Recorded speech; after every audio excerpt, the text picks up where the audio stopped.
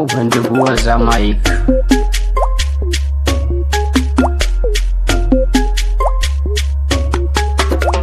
Tunda na zo gare ku furfuto ni ban canza ba. Allah ne da rake ne to kun ga ba zan sha wahala ba.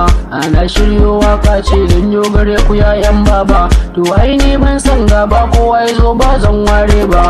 Mun gode Allah mu ne ya hada ma rana babba. Today is a happy sallah, kowa ya zo ranar sallah ce.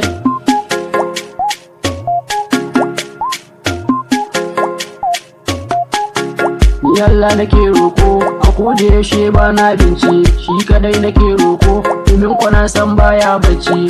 Today sallah ne kowa ya zo don mu kwashi abinci, ku zo mu kwashi tuwo da nama, wasu ma mu ba su danci. Today sallah ne dukan mu kowa baya kunci, na so ku taka ne domin kiɗa na baya kawaice. Uban dubu ne ni gani da sabon wanga zanci, yan mata ku taka ne domin kwani ban ba da madaci. Zan so ku taka ne domin kwani ban ba da madaci. Na shigo da gayuna.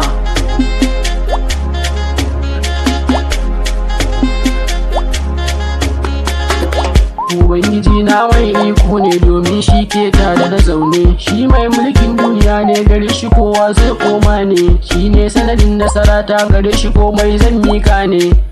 Waka sana ce domin kuna wuce in yau kwace, na riga ni na yau dace domin kuna rike annabi zarce. Abban zarawa fitacce kowa ya bi ka kan nasara ce, a bi ka za a rabauta da rasa kuma Allah lace.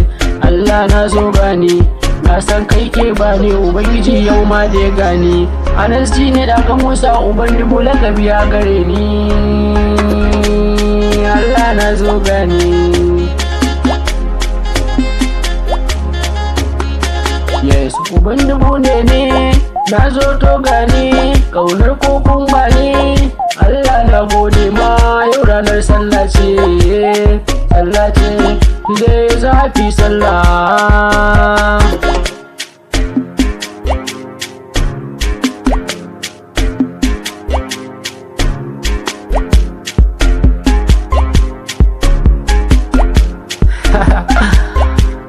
Today is happy sallah.